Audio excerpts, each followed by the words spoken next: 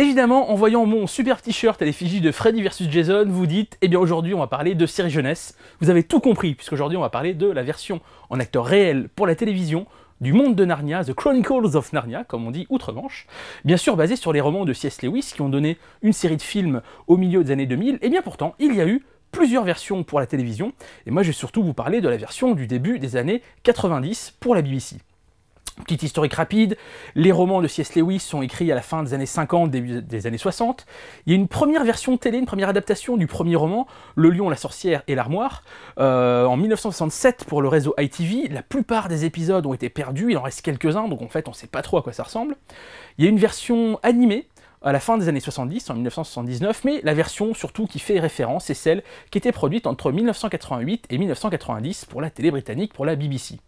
Alors en fait, cette version adapte les 4 premiers romans, donc Le Lion, l'Armoire et la Sorcière, puis Prince Caspian, puis Le Voyage du Passeur d'eau, puis The Silver Chair, Le Trône d'Argent.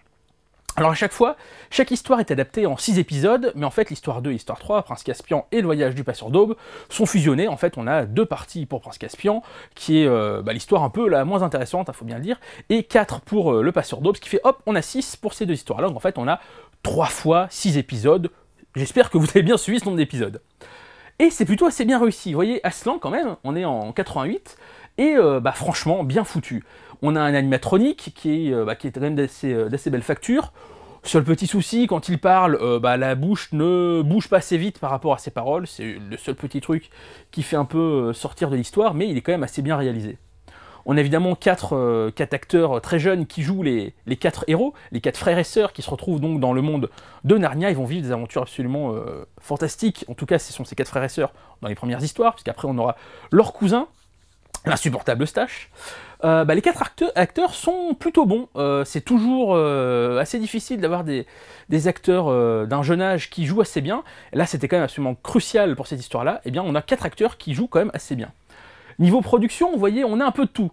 Pour les animaux fantastiques, on a du dessin animé, comme vous pouvez le voir là, on a des acteurs qui sont déguisés, et on a de l'animatronique. Et c'est là que ça marche pas toujours. Les animatroniques comme Aslan, ça marche, les acteurs déguisés comme les marmottes que vous avez vu à l'instant, franchement, ça marche pas du tout. Là, voilà, les fameuses marmottes, non, c'est juste pas possible. Et puis, les dessins animés, ça passe pas trop bien. En fait, le seul qui s'en sort très très bien en acteur déguisé, eh bien, c'est Warwick Davis. Warwick Davis, si vous avez vu le blog que j'ai fait il y a quelques semaines sur les Ewoks, bien sûr, vous connaissez son nom. C'est celui qui jouait Wicket dans Le Retour du Jedi, qui joue également Wicket dans les 2 téléfilms des Ewoks, qui joue le rôle principal du film Willow et qui a eu sa propre série Life is Too Short. Eh bien, il joue également dans ce Narnia. Il joue 2 rôles différents. Il joue une souris dans les premiers épisodes, et il joue un hibou dans le dernier. Alors en fait, moi pour tout vous dire, je trouve cette série, alors que j'aimais déjà bien les films, je trouve cette série absolument formidable.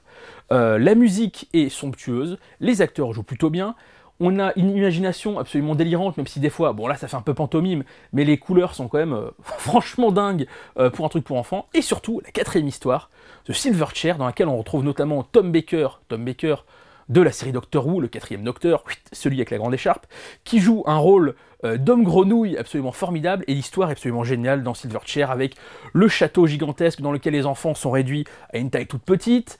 Là, les effets sont géniaux, l'histoire avec un prince qui est figé sur son trône, enfin, franchement, Silver Chair, ça vaut le coup d'aller jusque-là dans toute l'histoire de Narnia pour arriver jusqu'à cette dernière histoire qui est absolument géniale. Donc, ils ont beau ne pas avoir des effets spéciaux en images de synthèse, l'ambiance est vraiment somptueuse par rapport, par exemple, à des épisodes de Doctor Who des années 80. C'est finalement avec un budget bien plus élevé en termes de créatures d'animatronique. On est quasiment constamment en extérieur. Enfin voilà, le monde de Narnia, parce que c'est quand même le titre de la série, eh bien, il est vraiment là sous nos yeux. On n'a pas besoin d'attendre les années 2000 avec les films pour le voir. Donc vraiment une belle production pour enfants. À redécouvrir vraiment avec des yeux d'enfant, je pense. C'est vraiment comme ça que vous pourrez l'apprécier. Faut vraiment se plonger dans ce monde-là. C'est vraiment une très belle réussite, et aller jusqu'au bout, parce que Silver Chair, franchement, c'est absolument génial. Le monde de Narnia version télé des années 90 BBC, moi je vous le recommande chaudement. Au prochain blog.